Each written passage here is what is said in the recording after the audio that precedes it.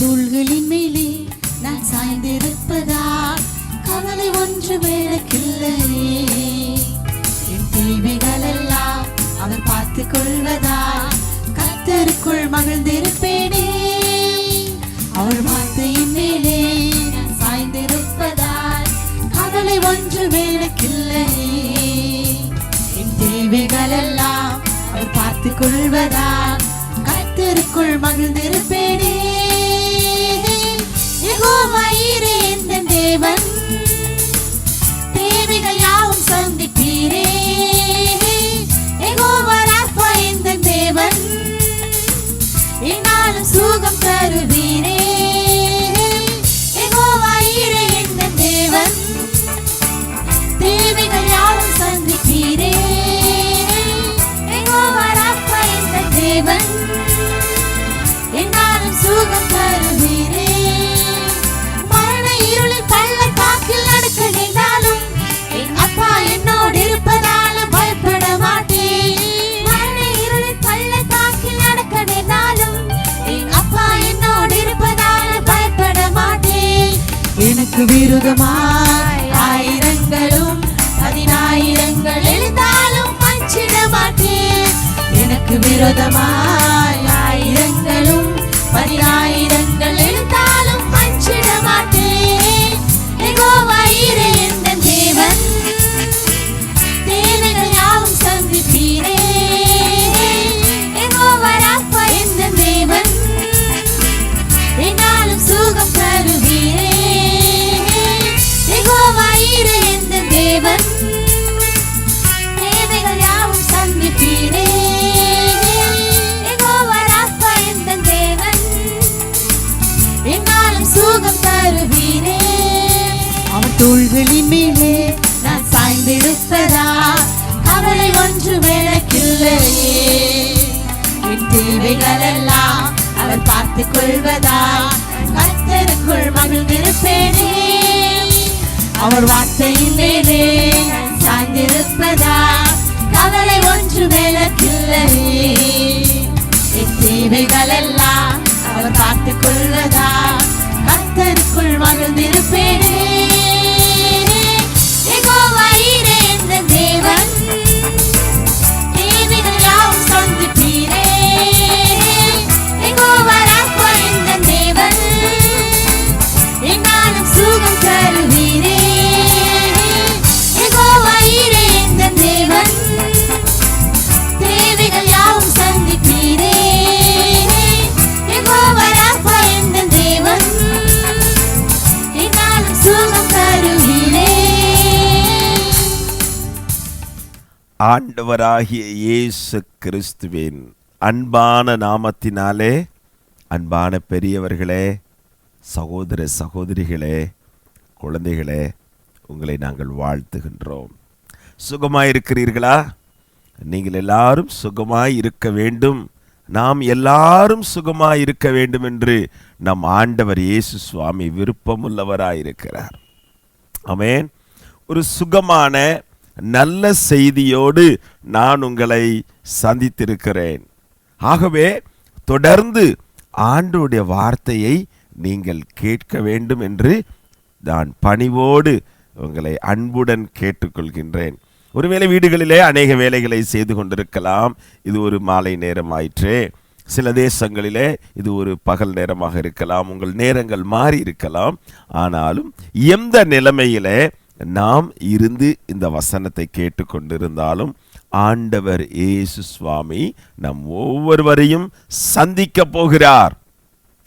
உங்கள் வாழ்க்கையிலே ஒரு மறுரூபத்தையும் மகிழ்ச்சியையும் ஆண்டவர் கட்டளையிடப் போகிறார். ஆமென். கிறிஸ்துவுக்குள் வாழ்வு ஊழியங்கள் திருச்சிராப்பள்ளி தமிழ்நாட்டிலே இருந்து நாங்கள் உங்களை வாழ்த்துகின்றோம், ஆசீர்வதிக்கின்றோம். பிரியமானவர்களே, இந்த ஊழியங்களின் சார்பாக உங்களை நாங்கள் சந்திப்பதிலே மகிழ்ச்சி அடைகின்றோம். எங்களை விட ஆண்டவர் இயேசு மிகவும் மகிழ்ச்சி உள்ளவராயிருக்கிறார். இந்த வசனம் பிரசங்கிக்கப்படும் பொழுதே அநேகருடைய உள்ளத்திலே, அநேகருடைய மனதிலே, அநேகருடைய வாழ்விலே மாற்றங்கள் நிச்சயம் உண்டாக போகின்றன. ஆகவே மிகுந்த விசுவாசத்தோடும் நம்பிக்கையோடும் ஆண்டவர் இயேசு இந்த தொலைக்காட்சி நிகழ்ச்சி நடந்து கொண்டிருக்கிற நேரத்திலே என் வாழ்க்கையை சந்திக்க போகிறார் என்ற சந்தோஷத்தோடும் இந்த வசனத்தை நீங்கள் கேளுங்கள். பைபிளில் இருந்து மிக முக்கியமாக பழைய ஏற்பாடு உபாகம புத்தகத்திலிருந்து சில காரியங்களை, நம் வாழ்விற்கான சில காரியங்களை மிக வேகமாக உங்களுக்கு புரிகின்ற விதத்திலே நான் பிரசங்கம் செய்ய நான் விரும்புகிறேன். ஆண்டவர் நம்மோடு கூட பேசுவாராக. ஆமென். இன்றைக்கு இந்த உலகத்துல அம்மா, ஐயா, தம்பி, தங்கச்சி கவனிங்க, எல்லாரும் வாழணும் என்ற ஆசை இருக்கு.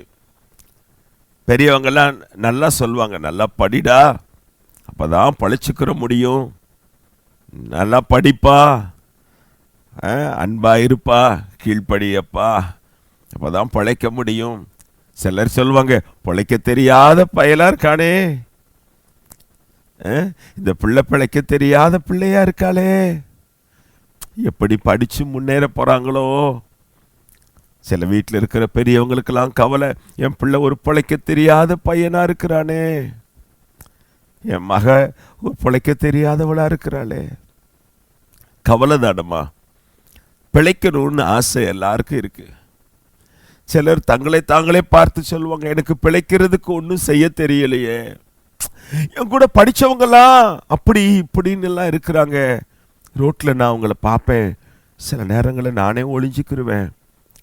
என்கிட்ட என்னை பார்த்து கேள்வி கேட்டாங்கன்னா, எப்படி இருக்க, என்னடா வேலை செய்கிறேன்னு யாராவது கேட்டுட்டாங்கன்னா என்ன பதில் சொல்கிறது, பிழைக்க தெரியலையே.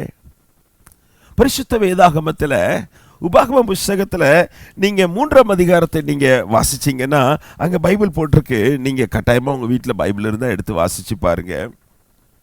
இந்த உபாகம புஸ்தகம் 3ஆம் அதிகாரம் 4ஆம் அதிகாரம் தொடர்ந்து நீங்கள் வாசித்து கடைசியில் 6ஆம் அதிகாரம் வரைக்கும் நான் சில காரியங்கள் நான் உங்களுக்கு சொல்கிறேன். அங்கே நம்ம பிழைக்கணும். 4ஆம் அதிகாரத்தினுடைய முதல் வசனத்தில் பைபிளில் நான் வாசிக்கிறேன், இஸ்ரவேலரே நீங்கள் பிழைத்திருக்கும்படிக்கு, ஆமென், நீங்கள் பிழைத்திருக்கும்படிக்கு. பிழைத்திருக்கும்படிக்கு என்ன செய்யணும்? நம்ம பிழைக்கணும்னா என்ன செய்யணும்? ஆமென். முக்கியமாக 6ஆம் அதிகாரத்தில் ஆண்டவர் சில காரியங்கள் அழகாக சொல்லுகிறார். அந்த வேத பகுதியை நான் வாசிக்கிறேன், நீங்கள் தயவுசெய்து கவனமாக கவனிக்கணும். நீ உன் தேவனாகிய கர்த்தருக்கு பயந்து பிழைக்கணும்னா என்ன செய்யணும்? நல்லா இருக்க முடியுமா ஐயா? நல்லா இருக்க முடியுமா? நான் பிழைக்க முடியுமா? என் வாழ்க்கையில் முன்னேற முடியுமா? என் படிப்பில் நான் ஜெயிச்சிருவேனா? இப்போ பிள்ளைங்கள்லாம் 12th எழுத போகிறீங்க, 10th எழுத போகிறீங்க, சிலர் உங்களுடைய செமஸ்டர் எக்ஸாம்ஸ் எழுத போகிறீங்க. நிறைய விஷயங்கள் பிழைக்க முடியுமா? சில வீடுகள் எல்லாம் திருமணம் வச்சிருக்கிறீங்க. ஓ, சிறப்பாக அந்த காரியங்களை, அந்த திருமண காரியங்களை நாங்கள் செஞ்சிடுவோமா? சிலர் பலவீனமாக வியாதியோடு ஆஸ்பத்திரியில், ஓ எங்கள் குடும்பத்தில் இருக்கிற என் பிள்ளை, எங்கள் அம்மா, எங்கள் தாத்தா, என் கணவன் அல்லது என் மனைவி, என் பேரை, என் பேத்தி பிழைச்சுக்கிடுவாங்களா என்று யோசிச்சு கொண்டு இருக்கிறீங்க. பிழைக்கிறதுக்கான வழியை தான் நான் சொல்லிக் கொண்டிருக்கிறேன். அதுவும் பரிசுத்த வேதாகமத்திலிருந்து சொல்லிக் கொண்டிருக்கிறேன். நிச்சயம் பிழைக்க முடியுங்க, நிச்சயம் பிழைக்க முடியும். நல்ல செய்தி சொல்லுகிறேன், கேளுங்க, நிச்சயம் பிழைக்க முடியும். நாம் என்ன செய்யணும்? நீ உன் தேவனாகிய கர்த்தருக்கு பயந்து,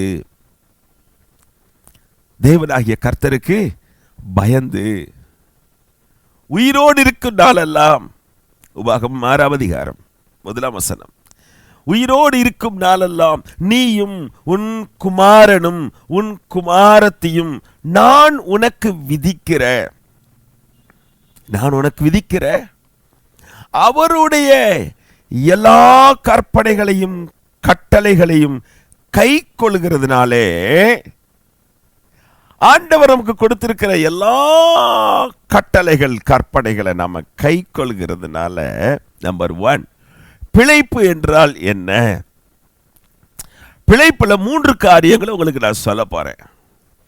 எப்படியெல்லாம் பிழைக்க போறோம் பாருங்களேன். நம்பர் 1, ஆண்டவர் சொல்றாரு, உன் வாழ்நாட்கள் நீடித்திருக்கும்படி. ஆமென். சிலருக்கெல்லாம் பயம், ஐயோ நமக்கு ஏதாவது ஆயிடுமோ, ஏதாவது ஆயிடுமோ, ஏதோ ஒரு வியாதி வந்திருக்குன்ற மாதிரி இருக்கு, தலை அடிக்கடி சுத்துது, ஏதோ பண்ணுது, ஏதாவது ஆயிடுமோ. ஆண்ட்ரூ சொல்றாரு, எதுவும் ஆகாது. கர்த்தருக்கு பயந்து அவருடைய கட்டளைகளுக்கு கீழ்ப்படிந்தால் அதுதான் மாத்திரை, அதுதான் டானிக், அதுதான் மருந்து. கர்த்தருக்கு பயப்படும் போது, அவருடைய கற்பனைகளுக்கு கீழ்ப்படியும் பொழுது, இந்த முதல் மருந்து என்ன தெரியுங்களா? உங்களுக்கு ஆயுசு பெருகும், சுகமா இருப்பீங்கன்னு அர்த்தம். வியாதி உங்களை மேற்கொள்ளாது. நீங்க பயப்படுகிற அந்த பொல்லாத மரண பயத்திலிருந்து விடுதலை கிடைக்கும். இந்த சூழ்நிலைமை உங்க வாழ்க்கையை அழுத்தி போடாது. நீங்க வாழ்ந்திருப்பீங்க. உங்க வீட்டில் யார் நினைச்சு பயப்படுகிறீங்க? குடும்பத்தினர் யாராவது ஹாஸ்பிட்டலில் இருக்கிறாங்களா? அவங்க நினைச்சு பயப்படுகிறீங்களா? வியாதியா இருக்கிறாங்களா? அவங்களுக்கு ஏதாவது ஆயிடு நினைச்சு பயப்படுகிறீங்களா? நீங்க குடும்பமா கர்த்தருக்கு பயப்படும் போது ஆண்டவர் சொல்கிறார், உங்கள் வாழ்நாட்கள் நீடித்திருக்கும். ஆமென், ஹல்லேலூயா. பயப்படாதிருங்க, அழாதீங்க. உங்க கண்களை துடைத்துக் கொள்ளுங்கள், மனதை தெளிவாக்கிக் கொள்ளுங்கள், சிந்தனையை சீராக்கிக் கொள்ளுங்கள். Praise the Lord. கர்த்தர் எனக்கு ஒரு பெரிய மருந்து கொடுத்திருக்கிறார். பாருங்க, ₹1 கொடுக்க வேண்டாம். அவருக்கு பயந்தா போதும், அவருக்கு பயந்தா போதும். எந்த வெள்ளியையோ பொன்னையோ தங்கத்தையோ சீரையோ கொண்டு வந்து கொடுத்தால்தான் அற்புதம் என்று ஆண்டவர் சொல்லவில்லை. அவருக்கு பயந்தால் போதும். அநேகர் நினைக்கிறாங்க, சிரிக்கிறாங்க, கேலி பண்றாங்க. பாருங்க, காசுக்காக என்னென்னமோ சொல்றாங்கன்னு. உங்கள் பணம் உங்களோடு இருக்கட்டும். உங்களை இயேசு நேசிக்கிறார்.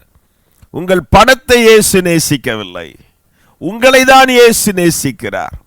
நீங்கள் வாழ்நாள் நீடித்திருக்க வேண்டும் என்று ஆண்டவர் இயேசு விரும்புகிறார்.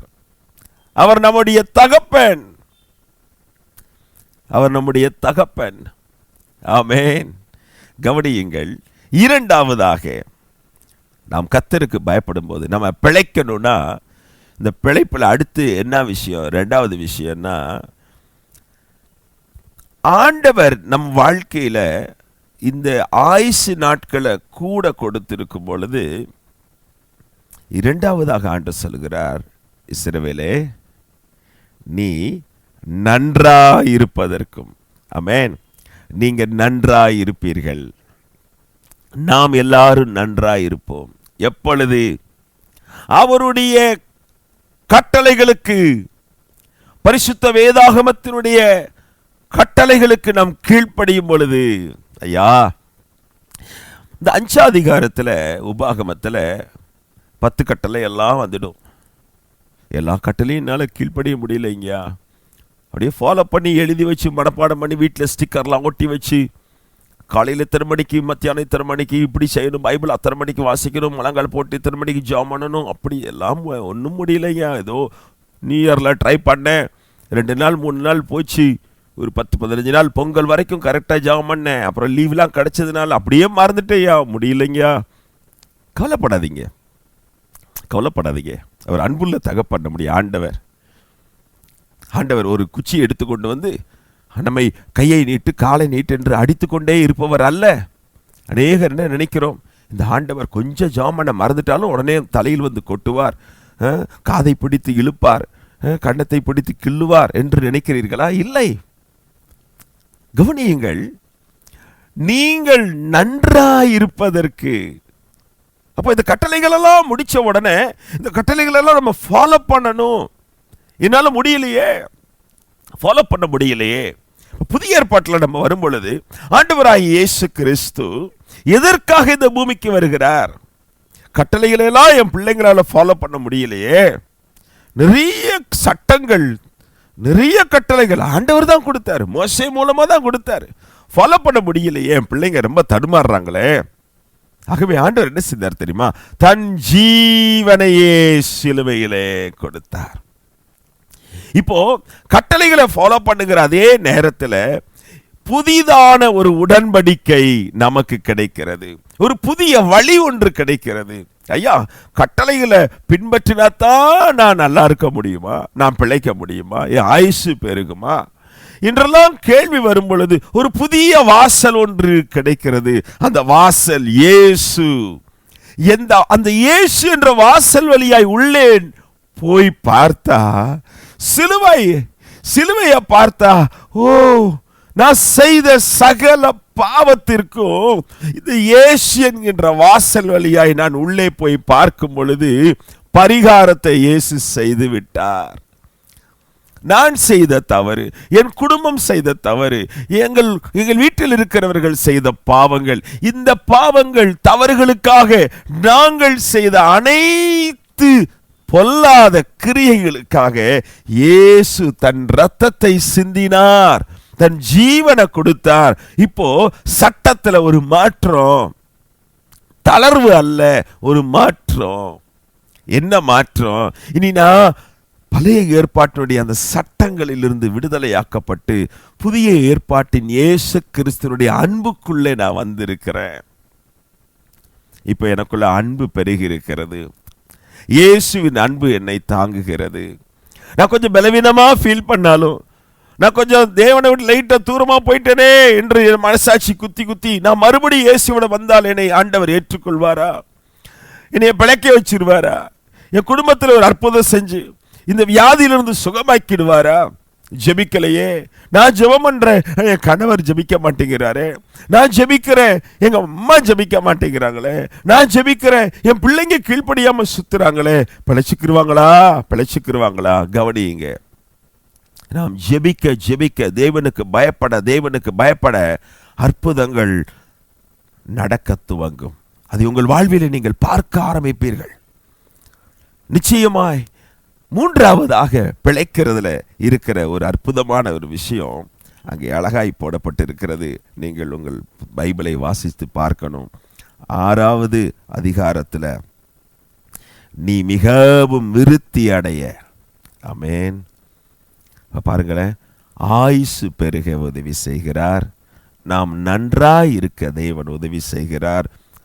மூன்றாவதாக பிழைக்கிறதுனா என்ன தெரியுமா? விருத்தி அடைதல். உங்க குடும்பம் விருத்தி அடையும். ஒருவேளை இந்த நிகழ்ச்சியை பார்க்கிறவர்கள், எனக்கு ஒரு குழந்தை பாக்கியம் இல்லை ஐயா, எங்க குடும்பத்தில் ஒரு வாரிசு இல்லை, ஒருவேளை பலவிதமான கவலைகளோடு நீங்கள் பாரத்தோடு இருக்கிறீங்களா? உங்க குடும்ப விருத்தி அடையும். தேவன் அற்புதம் செய்வார். ஆபிரகாமுக்கும் அப்படிதான் சொன்னார். சற்று தாமதமானது உண்மைதான், ஆனால் இன்றைக்கு ஆபிரகாமுடைய சந்ததி உலகம் எங்கிலும் இருக்கிறார்கள். ஆமென். விருத்தி அடைய செய்கிற ஆண்டவர் நம் நடுவில் இருக்கிறார். நம்மை நேசிக்கிறார். நம்மோடு கூடவே இருக்கிறார். இது எப்படி நடக்கும்? தேவனுக்கு பயப்படும் பொழுது. புதிய ஏற்பாட்டின் ஆண்டவராகிய இயேசு கிறிஸ்து, ஹல்லேலூயா, அவரை உங்கள் வாழ்க்கையிலே நீங்கள் விசுவாசிக்கும் பொழுது, பழைய ஏற்பாட்டில் சட்டங்களை, ஒரு சட்டம், 2வது சட்டம், 3வது சட்டம், 10 சட்டங்கள், இணை சட்டங்கள், பல சட்டங்கள், தாங்க முடியல. வீட்டில் சின்ன ஒரு சட்டம் போட்டாலே பிள்ளைகள் அதை ஃபாலோ பண்ண முடியலையே. 5 நிமிஷம் அமைதியாக உட்காருங்கன்னு சொன்னா நம்ம பிள்ளைங்க அவங்களால முடியல. அங்கே திரும்புறான். டீச்சர்ஸ் ஸ்கூல்ல சொல்லுவாங்க, யாரும் பேசக்கூடாது, வாயில கை வைங்க அப்படி சொல்லும்போது இப்படி வச்சுக்கிட்டே பேசிக்கிட்டு இருக்கோமே. முடியாது. சட்டங்கள் ஒன்றும் செய்ய முடியாது. ஆனால் அன்பினாலே ஆண்டவர் இன்றைக்கு நம்மை இணைக்கிறார். இப்ப அன்பு வரும் பொழுது கீழ்ப்படியணுன்ற மனசு வந்துடும். அன்பு வரும் பொழுது, பாசம் வரும் பொழுது விட்டு கொடுக்கணுன்ற மனசு வந்துடும். சட்டம் போடுகிறதுனால அநேக வீடுகள்ல சட்டம் போடுறாங்க. நான் புருஷன் சொல்றத கேளு, நான் மனைவி ஏன் சொல்றத கேளு, நான் சொல்றத கேளு, நான் மாமனார் நான் சொல்றத கேளுங்க, என் பேச்ச கேளுங்க, நான் மாமியார் நான் தான் சட்டம் போடுவேன். சட்டம் அல்லங்க. சட்டம் அல்ல, அன்பு. அதுதான் புதிய ஏற்பாட்டின் சட்டம், அன்பு. ஆமென். தேவனுக்கு பயந்து அன்பினால் நம்முடைய குடும்பத்தை நாம் இணைக்கும் பொழுது பரிசுத்தமுள்ள ஆண்டவர் செய்கின்ற காரியங்கள், உங்க ஆயுசு நாட்கள் பெருகும். நீங்க நல்லா இருப்பீங்க. யாராவது உங்களை நீ நல்லாவே இருக்க மாட்டாடான்னு சபிச்சிருக்கிறாங்களா? அதை நினைச்சு பயப்படுகிறீங்களா? அதை நினைச்சு கவலைப்படுகிறீங்களா? இப்படி சபித்து விட்டார்களே, ஓ என்னை நல்லா இருக்க மாட்டேன்னு 4 பேர் சொல்லிட்டானேன்னு கவலைப்படுகிறீங்களா? பயப்படவே பயப்படாதீங்க. ஏசப்பாவிடம் வாருங்க. ஏசப்பா நீங்க நல்லா இருப்பதற்கான பரிகாரத்தை சிலுவையில் செஞ்சிட்டாங்க. நல்லா இருப்பீங்க. 100% நீங்க நல்லா இருப்பீங்க. வெறும் நல்லா இருப்பீங்க மட்டும் இல்ல, விருத்தி அடைவீங்க. உங்க வாழ்க்கை விருத்தி அடையும். நீங்க செய்கின்றதான தொழில் விருத்தி அடையும். உங்களுடைய கல்வியில ஒரு முன்னேற்றம் இருக்கும். 12th 10th யாராவது எழுத போறீங்களா? பயமா இருக்கா? உங்க வீட்டில் அடிக்கடி சொல்றாங்களா, டேய் நீ ஒழுங்கா படிக்கலைன்னா அவ்வளவுதான்னு சொல்லி உங்களை பயமுறுத்தி கொண்டு இருக்கிறாங்களா? ஆண்டவரிடம் வாருங்க. கர்த்தருக்கு பயப்படுதல் ஞானத்தின் ஆரம்பம். கர்த்தருக்கு பயப்படும் போது கர்த்தர் நம்ம பிழைக்கிறதுக்கான வழி சொல்லுகிறார். சுகமா இருப்பீங்க. யார ஒருவேளை வியாதியோடும் கஷ்டத்தோடும் போராடி கொண்டிருக்கிறீங்களா? மருத்துவமனையில் கிடந்து பணம் கட்ட முடியாம கஷ்டப்படுகிறீங்களா? போலீஸ் ஸ்டேஷனுக்கும் கோர்ட்டுக்கும் சுத்தி கொண்டிருக்கிறீர்களா? நல்லாவே இருக்க முடியல ஐயா, நல்லாவே இருக்க முடியலன்னு சொல்லி கொண்டிருக்கிறீங்களா? நல்லா இருப்பீங்க. நிச்சயமா உங்க குடும்பம் நல்லா இருக்கும். உங்க பிள்ளைங்க நல்லா இருப்பாங்க. செய்ய வேண்டியதெல்லாம் ஒன்றுதான். ஆண்டவரே இயேசுவே, நான் ஒரு பாவி, நானும் என் தகப்பன் வீட்டாரும் பாவம் செய்தோம். பாவங்களை மன்னிக்கிறவரே, எங்கள் பாவங்களை மன்னிப்பதற்கு நீர் உதவி செய்வீராக என்று சொல்லி நீங்க ஏசப்பாவிடம் கேளுங்கள். பாவத்தை மன்னிக்க அதிகாரம் பெற்றிருக்கிற ஆண்டவர் இயேசு சுவாமி உங்களையும் என்னையும் வாழ வைப்பார். நிச்சயம் வாழ வைப்பார். நிச்சயமாய் வாழ்ந்திருப்போம். பயப்படவே வேண்டாம், பயப்படவே வேண்டாம். இந்த 3 காரியமும் நம்ம பிழைக்க வச்சிடும். அதுதான் பிழைக்கிறதுக்கான அடையாளம். மெயினான விஷயம், கர்த்தருக்கு பயப்படணும், ஏசப்பாவுக்கு பயப்படணும். எப்படி பயப்படுவது? ஐயோ ஐயோன்னு கையை கலாட்டுவதா? இல்லை, அவருடைய அப்பாவா இருக்கிறதுனால, ஆண்டவரே நான் உமக்கு பயப்படுகிறேன், என் பாவத்தை மன்னிப்பதற்காக நீங்க சிலுவையில் தொங்குனீங்க, நான் அதை விசுவாசிக்கிறேன், என் இருதயத்தில் விசுவாசிக்கிறேன். நீங்க சிலுவையில் மரித்தது மட்டுமல்ல, 3ஆம் நாள் உயிரோடு எழுந்திருக்கிறீங்க, அதை நான் இருதயத்தில் விசுவாசிக்கிறேன். நீ உயிரோடு எழுந்தது மட்டும் அல்ல, இன்றைக்கும் ஜீவிக்கிறீங்க. பரிசுத்த ஆவியானவரை எங்களுக்கு அனுப்பி கொடுத்திருக்கிறீங்க. அந்த பரிசுத்த ஆவியானவர் என் கூட இருக்கணும். வாரும் ஐயா, பரிசுத்த ஆவியானவரே எனக்குள்ள வாங்க. இப்ப பரிசுத்த ஆவியானவர் எனக்குள்ள, உங்களுக்குள்ள, நம் எல்லாருக்குள்ள வருகிறார். அவர் என்ன செய்கிறார்? நாம் என்ன செய்ய வேண்டும், நாம் எப்படி பேச வேண்டும், குடும்பத்தில் எப்படி வாழ வேண்டும், தொழில் எப்படி செய்ய வேண்டும், கம்பெனியில் எப்படி நடந்து கொள்ள வேண்டும், காலேஜில் எப்படி பிஹேவ் பண்ணணும், நம்முடைய குடும்பங்களில், நம்முடைய சபைகளில், சமுதாயத்தில் நாம் எப்படி நடந்து கொள்ளணும், பரிசுத்தாவியானவர் உணர்த்துவார். பரிசுத்தாவியானவர் கற்றுக் கொடுப்பார். பரிசுத்தாவியானவர் ஆலோசனை கொடுப்பார். பரிசுத்தாவியானவர் கூடவே இருப்பார். சின்ன சின்ன தவறுகளை எல்லாம் செய்தாலும் தட்டி கொடுத்து, பரவாயில்லை, மறுபடியும் எழுந்திரு, வா போவோம், முன்னோக்கி செல்வோம், ஆண்டவரை பின்பற்றுவோம், ஆண்டவர் நல்லவர் என்ற அந்த உணர்வை கொடுப்பார். மன்னிக்கிற ஆண்டவரை பற்றி ஞாபகம் கொடுப்பார். தூரமாய் போக விட மாட்டார். பிழைப்பதற்கான வாசல்களை உருவாக்கி கொடுப்பார். கூடவே இருப்பார். இரவு நேரங்களில் பயம், நடுக்கம், வியாதி, சண்டை, பிரிவினை, ஓட்டம், இதில் அனைத்திலிருந்தும் ஆண்டவர் விடுதலை தருவார்.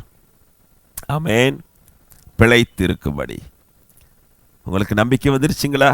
அம்மா, ஐயா, தம்பி, தங்கச்சி, சிஸ்டர், பிரதர், நம்பிக்கை வந்துருச்சா? ஐயா, குடியினால வீடு உடைஞ்சிடுமோ, நொறுங்கிடுமோ, பிரிஞ்சிடுவோமோன்னு பயந்து கொண்டு இருக்கிறீங்களா? இந்த பிரசங்கம் முடிக்க போற நேரத்தில் நான் உங்களுக்கு சொல்லுகிறேன், நீங்க நல்லா இருப்பீங்க. கர்த்தர் உங்களை பிழைக்க வைக்கிறார்.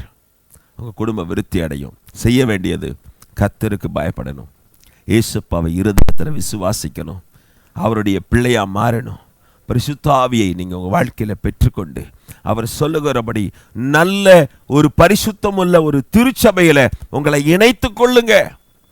நல்ல பரிசுத்தமான ஒரு திருச்சபையோடு உங்களை இணைத்து கொள்ளுங்க. உங்களுக்காக நான் ஜெபிக்க போகிறேன்.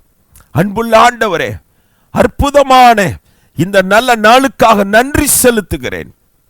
இருக்கிற இடங்களிலே கண்களை மூடி அனைவரும் என்னோடு கூட சேர்ந்து ஜெபியுங்கள்.